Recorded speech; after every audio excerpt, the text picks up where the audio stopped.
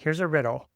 Why can a $150,000 good book deal leave you with less money this year than a $50,000 very nice deal? Well, in this episode of Your Path to Publish, we're going to talk about book advances. By the end of this episode, you'll know exactly how book advances work, why timing and clauses are more important than the number that you're getting, and the two important things to pay attention to in the contract that can be worth more than chasing an extra $25,000. This is Your Path to Publish. I'm your host, Zach Christensen. For the past decade, our team has guided authors just like you to find the best path to publish your book, get people excited to buy it even before it launches, and to turn it into the ultimate business card to build your business and your legacy. If you are ready to get your book out of your head and into people's hands, you're in the right place. Let's dive in. If you're a nonfiction book author, you may have heard about the different advances that different authors are getting from a traditional publisher. They seem very appealing. Some of them are in the high 5 or even 6-figure range.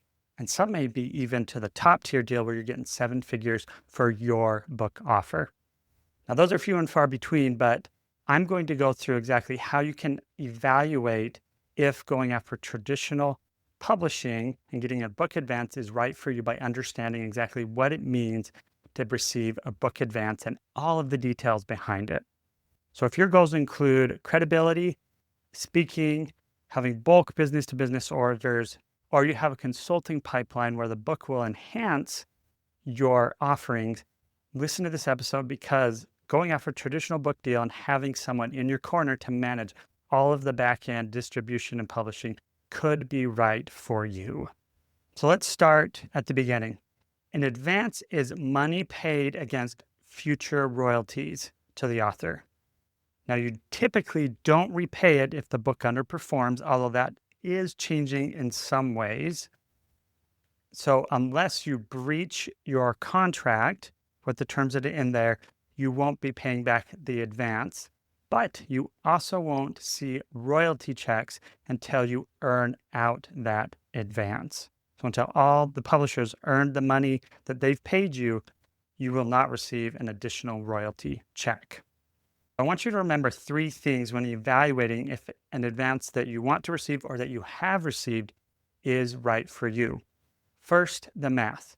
Your royalty per copy and how many copies it takes to earn out. Second is the timing.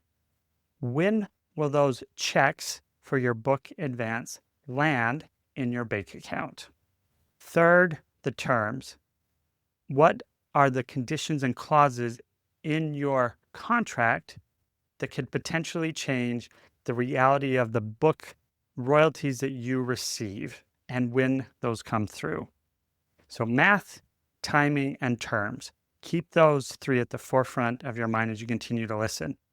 So how does the money actually arrive to you? Well, imagine you sign the contract. In the contract, it will stipulate that you will typically receive the payment for that advance at 3 separate events or milestones. And these typically happen upon signing of the contract, so you get something right away, on delivery of the manuscript and acceptance of the manuscript, and on the date of publication. And sometimes hardcover and paperback, if you're doing both at the same time, which isn't typical, but could happen, will each have their own timing for paying you for the publication. Now, when you think about that in 3 different stages or 3 different milestones, that means the money that you receive can be spread over anywhere from a year to 3 years, potentially. It all depends on how far your manuscript is along and when your book is scheduled to be published. So think about the advance that you will get. If you've got an advance for $100,000, and let's say it's chopped up over 2 years' time, you'll get a third of that up front, so about $33,000. You'll get another $33,000, maybe in that same year, so you're up to $66,000. And then you'll get the following when the book publishes, which could take another 6 months. So over 18 months, your $100,000 advance is chopped up. So think about, can you, as the author, survive that long with that income? And also, what are the expectations for the advance? Is it for you to just get the book done? Is it for you to market the book? Think about what else you will need to invest in to be able to help your books. Remember, traditional publishers typically do not have a lot of marketing support. On top of that, think about what other expenses will be taken out. Typically, you will have an agent for a traditional publisher, and they're going to take anywhere from 15 to 20%. And then there's taxes that you'll have to pay because this will count as business or self-employment income. So before we really break down the numbers of what that could look like, let's go through the different labels or ways to decode the type of advance that you can get. So according to Publishers Marketplace, they've put the categories of advances down into 5 different categories. If you get a nice deal as an author, that is considered to be between $1 and $49,000. A very nice book advance deal is $50,000 to $99,000. A good deal is $100,000 to $250,000. A significant deal is $250,001 to $499,000. A major deal is $500,000 and above. So understanding how these are seen are great, but it also helps you to understand how you can cash flow the plan and the advance that you want to seek, because you may be still building out your author platform and you may want to build that out further if you want to go for a higher advance and potentially get a significant or major deal. Okay, so let's break this down even further. Let's go through the advance and go through the royalty per copy that you'll get and estimate how long it will take for the advance to earn out. So if you got a $100,000 advance, by the time you get paid the $100,000, you'll be taking $15,000 out for your agent, and then you'll have about 20 to 25% in taxes. At this point, you're already down to $60,000 that you need to figure out, can you live on this while you finish the book, market the book, and get it out there, and continue to earn out the royalty of the book. So let's jump into the royalty per copy to figure out how long it will take to earn out the book. So let's go with a paperback book example. Let's say on average, the paperback book is listed at $18 as the retail or list price of the book. If this book is sold on Amazon, they're going to take anywhere from 40 to 50% of the retail price. That money goes back to the publisher.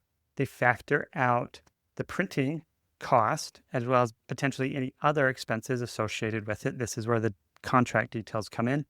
And then you get your 10 to 15% depending on the format. For the paperback, you'll most likely get around 10%. So if we do some math on this, you'll probably get around $1.35 per copy sold in a retail channel. Now, if you have a mix of hardcover and ebooks, that could be blended and your royalty could shift some. By blending those together, let's just say, to be conservative, that you're going to get about $3.50 per copy as a royalty. Now we can go to step 2 to figure out how many copies you need to sell to earn out the advance. So for a $50,000 advance at $1.35 per copy, you would need about 37,000 copies to earn out. That's a lot of books. For a $75,000 advance at $3.50 per copy, you need about 21,400 copies to earn out your advance. If you look at the stats of books, most over their lifetime will not sell more than 2,000 or 3,000 copies of the book. So if you ever hear someone say, most books do not earn out advance, this is why. You have to sell a lot of books to earn out the advance. Now, most publishers will earn their money back that they paid you within the first 4,000 or 5,000 copies of the book, but that can take a while to even get there.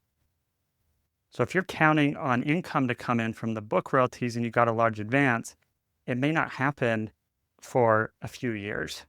And you have to continually market and get your book out there. It's a long-term endeavor.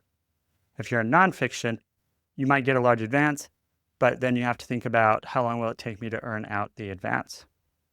Now, some nuances that you can look at is looking, how does a book publisher count what goes towards an advance? So it's obviously retail books sold, but it could also be bulk book sales. So if a company reaches out to the publisher directly and buys, let's say, 200 copies of your book, do those count? In that case, they should count. If not, you need to get with your publisher, and a larger amount should be counted towards your royalty earnout because the retailer is being cut out of the equation. Now, if you buy author copies for your marketing use or for trainings or for giveaways, those typically do not count towards your advance because the terms of the contract will typically say that you can buy the book at 55% or 60% off the retail price of the book, and those are counted as author copies. So going back to the very beginning, this is why the timing of your book and the payout of the advance can be so valuable to consider against the amount. If it's a longer runway, you may take a shorter advance up front to get your book out sooner and be able to start making money, especially if you are a nonfiction author as a coach or consultant, because the sooner you get your book out there, the more you're going to be able to make money through your services, coaching, and courses, speaking, or whatever extra value you offer to your clients. The book is solely there to be an authority piece to help you in your book. Let's talk about two valuable things to look at in your contract. The first is the accounting method.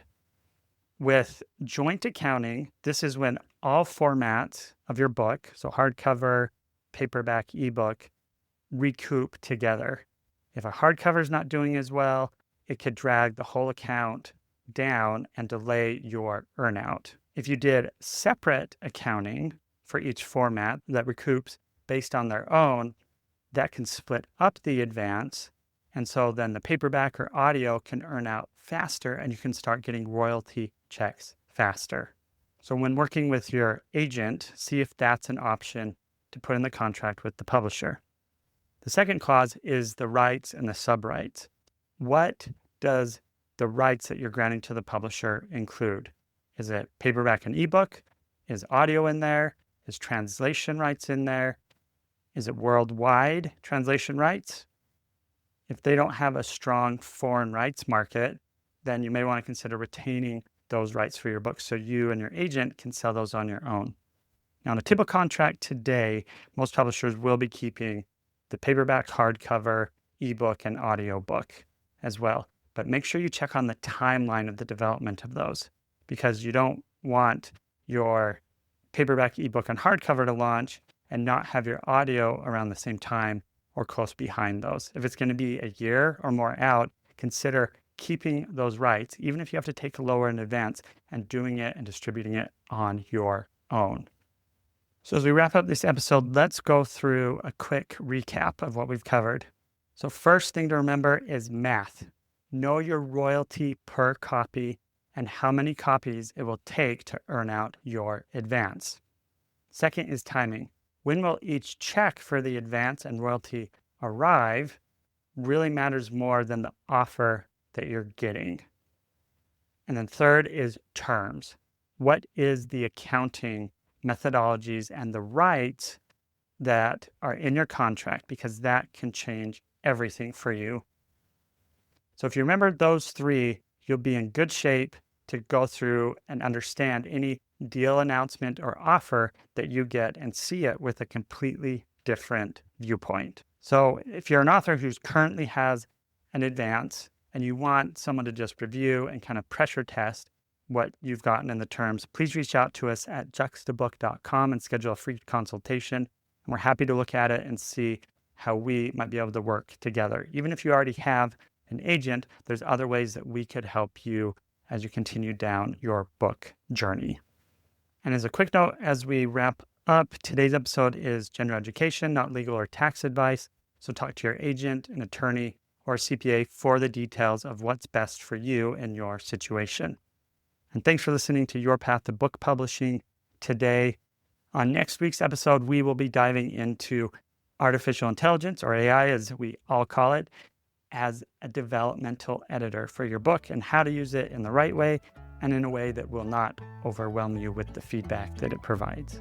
If you enjoyed this episode, please pass it on to another author. And if you haven't already, give us a review. It helps us reach those that we can impact and help along their author journey.